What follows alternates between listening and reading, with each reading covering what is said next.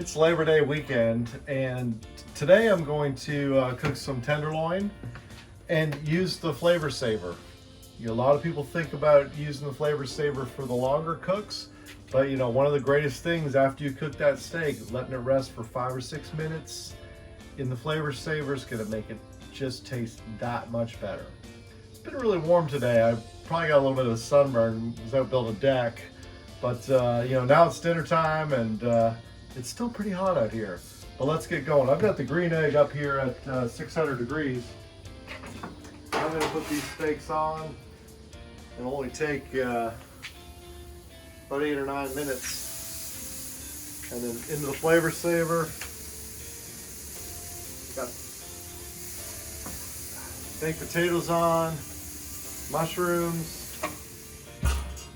That's a great Labor Day weekend. See you in a minute.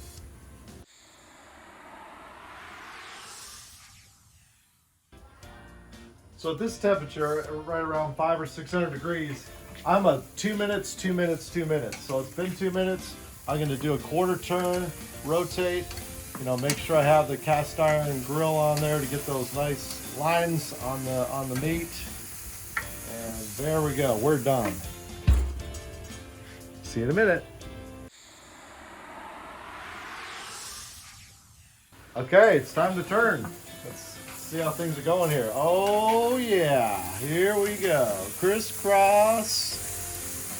I was gonna say applesauce, but I don't know. I'll go ahead and say applesauce. Here we go, get those turned. Oh yeah. Boom. See you in 2 minutes. All right, so 2, 2, 2, and 2 is how I like to do my steaks. Get them on the flavor saver. Shut down the egg. Save all that smoke and charcoal right there. Grab your lid. Put it all down. Let it rest for about 5 minutes.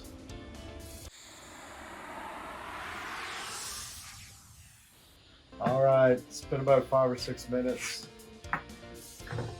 I preheated this and it's still steaming coming out. Great.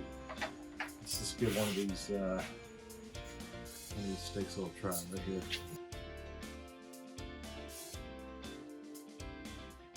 Look at that, perfect. Just yummy. That melts in your mouth. Thanks to the flavor saver, we got that 5 minutes. And get that lid back on. Look at the steam still on the inside here.